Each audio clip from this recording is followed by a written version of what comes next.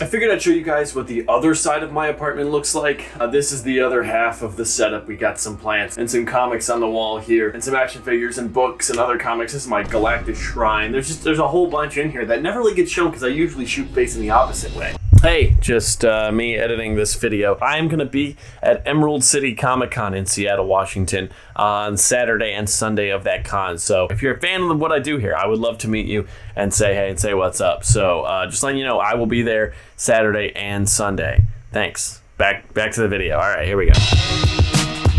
Every time I think I've really gone to the depths of comic book collecting and I've found everything I might want and anything that exists that would pique my interest, I'm always proven wrong. I always stumble into some comic shop and they have something that I've never seen or heard of, or I'm in an antique store somewhere and somebody has something on a shelf amongst a bunch of other books that is just so bizarre and crazy that I can't believe it's real. And I'm not talking about like a genre piece that's interesting or unique, right? Like Emil Ferris' My Favorite Thing is Monsters is an example of something that is like genre bending and unique and this new type of comic that I just don't really feel like I've seen before. But that's its stated purpose. It's intended to be like experimental, cool, artistic new comic work. So I'm not talking about stuff like that. I'm talking about stuff that just exists and was regularly published, usually by one of the major publishers, and yet it's so weird and avant-garde. The first thing I want to talk about is the Untold Tales of Spider-Man. This is by Stan Lee and Kurt Busiek, and to me it's odd for a couple of reasons. One, it's from 1997, which is just such an interesting point in Spider-Man's history. This is before sort of the renaissance of early 2000s Spider-Man art, but after the early 90s hype culture, so post like all the image artists working with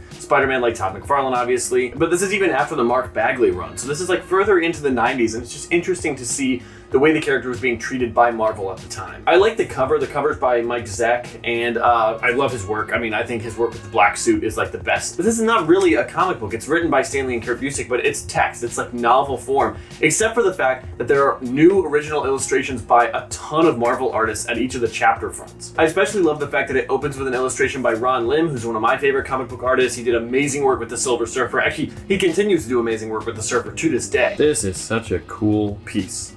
Yeah, I love this. But interestingly, because of the time in Marvel's history that this was published and the way they were working out sort of the creative backgrounds of their characters, you don't see work by the image artist, most specifically Todd. I think in 1997, it would have been a great time for some of Todd's work with Spider-Man to be like the forefront of how they were marketing it, but due to sort of the hurt feelings of the company and the fact that he had abandoned them at the peak of Spider-Man's popularity, they don't include him here. And I'm not saying that I can know for sure what the original intentions of the editors and things were at the time, but I'm talking about the fact that like generally you just see a drop off in the usage of Todd's Spider-Man work after he left the company. Which brings up something interesting about the current state of Marvel and the way that they handle artists' artwork. I've been noticing a lot lately, like within the last 3-4 years, of early 90s Spider-Man artwork being used on like a ton of licensed merchandise. And I know for a fact, because this has been like a well-documented thing within Marvel and DC Comics, that none of the artists that did that artwork are being compensated for any of that. So if you see different collections of clothes that are being put out with major retailers, the artist that originally drew that is not getting any money from that. And I think that's profoundly sad. I think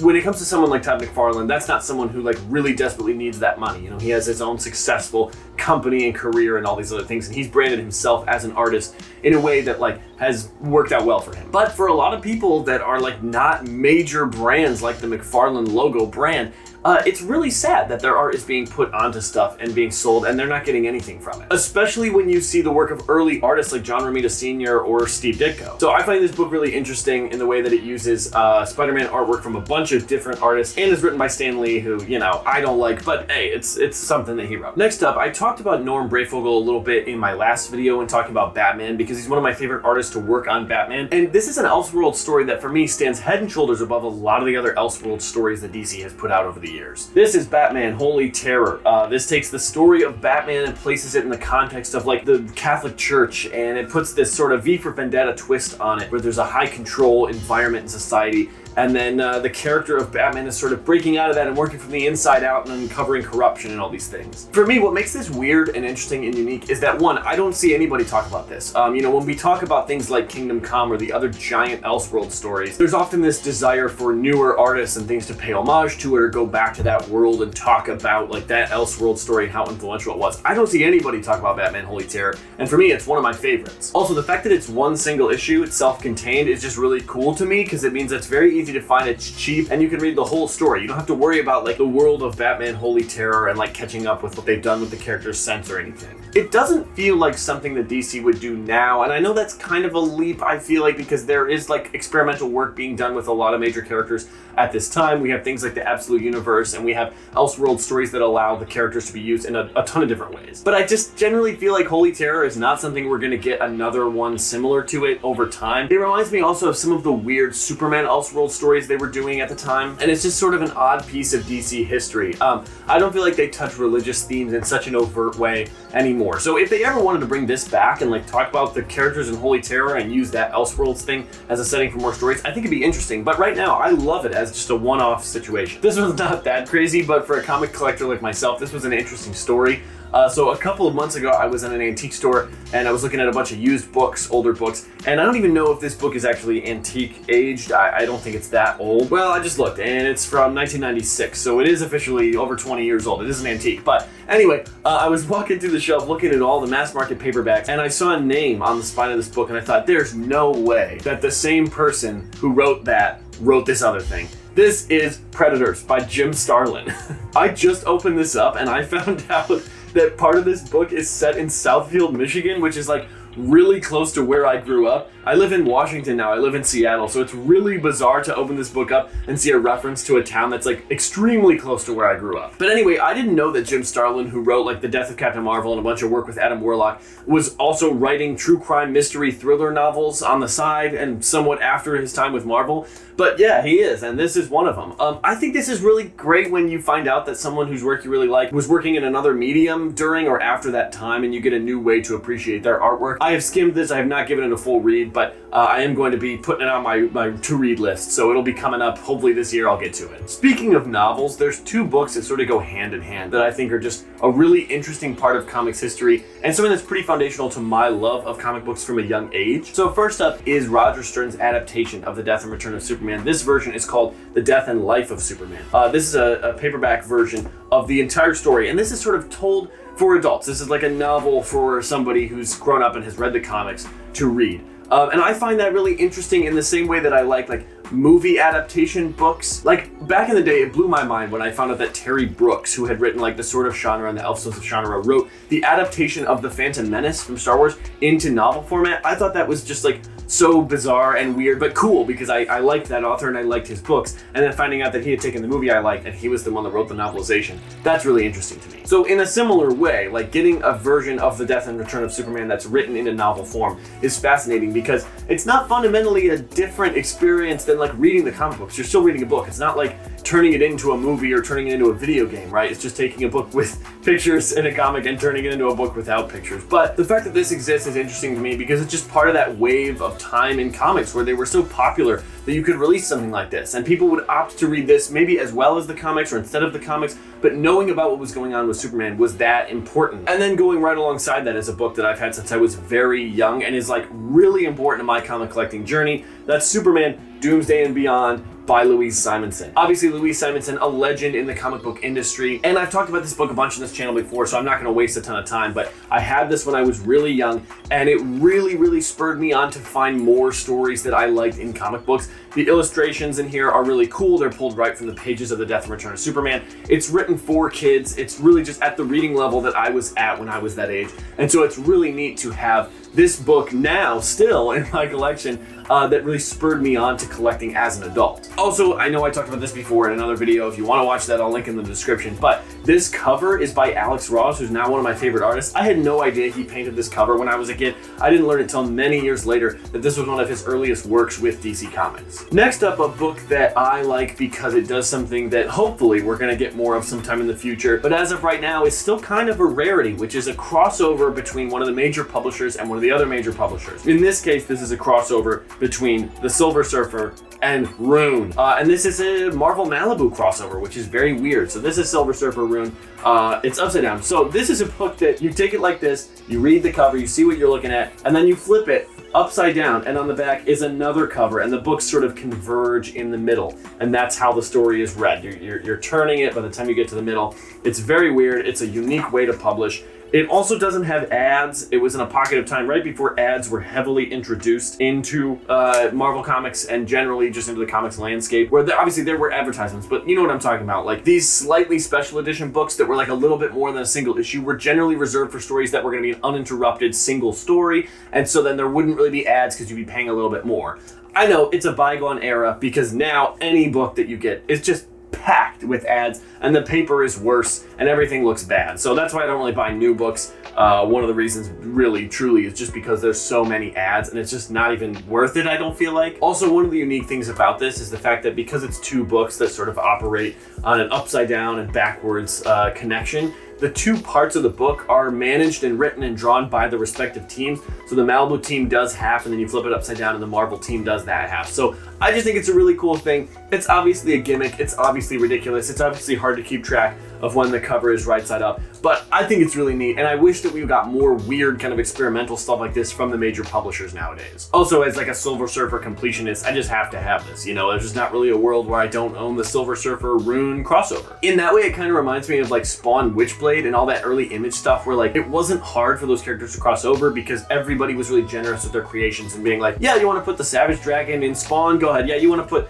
you know, Supreme and Youngblood, like, yeah, go ahead and do it. Especially if you're Rob Liefeld, because at that point, if somebody wants to use your character, that's just an opportunity for a good artist to draw your character. And if you're him, I mean, why would you turn that down? Next up, tying it back to the book we talked about at the beginning of this video, which is that Untold Tales of Spider-Man novelization book. I want to talk about a book that I think is interesting because it falls in like a 1 to 2 year period where Todd McFarlane's artwork was being used for promotional things, but the character and the world of Marvel had fully crossed over into like the total like hype machine of speculation comics. And this is also a very core part of my comic collecting dream as a child.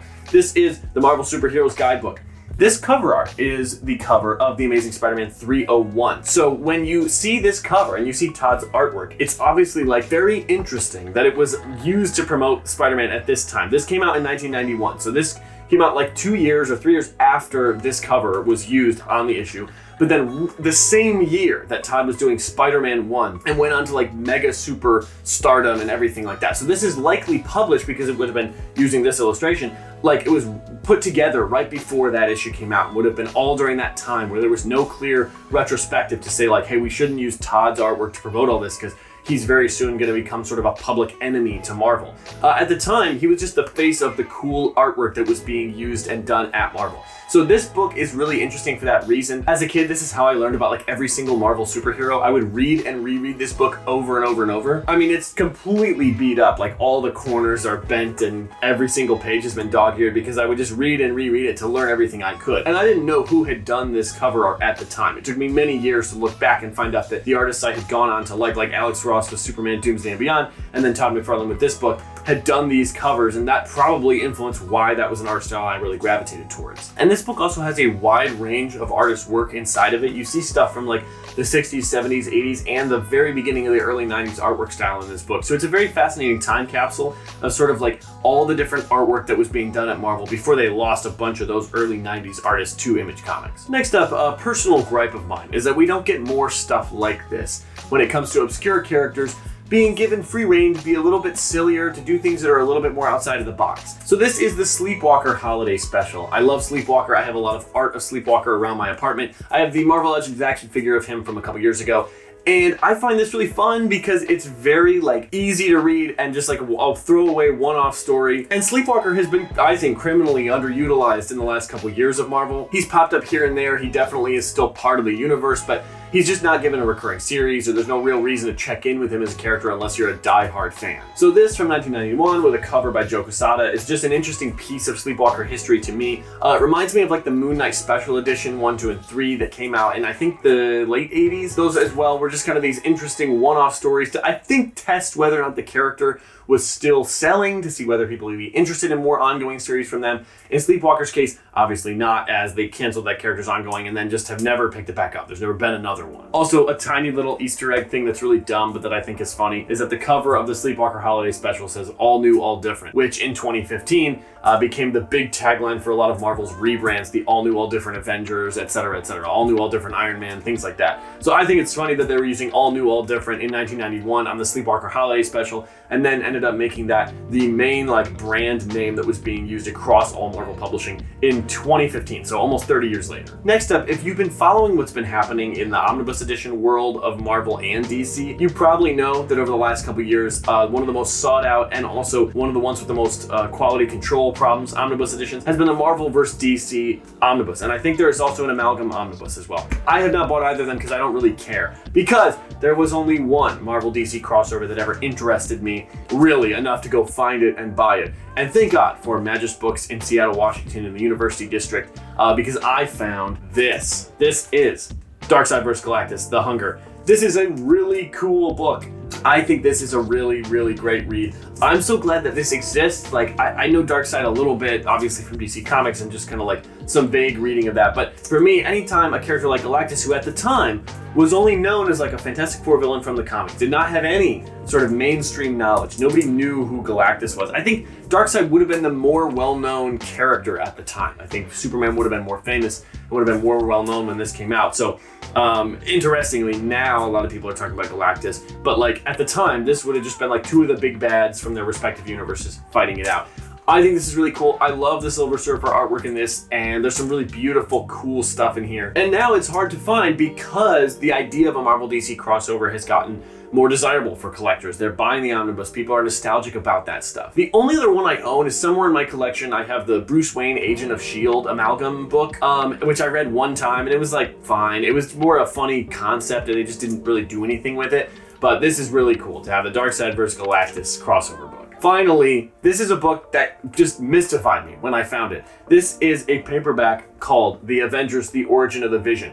As you can see, it's really small. It's like a mass market paperback size. It's a retelling of the origin of the Vision in black and white, but what fascinates me about this is that it's not in the comic book page format. It's panel by panel, page by page. So you can see that they've like turned each page into several panels that are then cut and divided amongst all these pages. So it would take way longer to read than the original issue, and it's way smaller. I just think this is so weird and interesting. Like, I had never heard of this existing, and then it gives you a chance to read this stuff in black and white, which one I love for early Avengers stuff, early Captain America work, things like that were really heavy on the beautiful pen and ink work, especially because all of it was mostly drawn by Jack Kirby, right? So I love soaking in that stuff without the color there to kind of distract from his artwork. But just generally, it's so interesting and rare to see something like this that lets you go panel by panel through all of it. So you get to really get into the details of everything. And it doesn't look bad. For something that is printed in this form factor and printed black and white on like normal paperback paper, it's really surprising how high fidelity the illustrations are. So it's really cool to be able to read through the origin story of the Vision in a way that really lets you get granular on all the details, but also is really small and accessible. It's not like a Taschen book or something that's so giant that you have to like flip through these enormous pages. That can be cool in its own way, but for this, it's just really neat to have an easy way to sort of go beat by beat through the entire origin story. If you guys know of stuff that I missed, stuff you think is weird or odd or strange out there in comic book history, please let me know in the comments. I would love to do another video talking about other weird stuff I've got, because this is not all of it. So if you guys would be interested, let me know. Thanks for watching. I'll see you next time.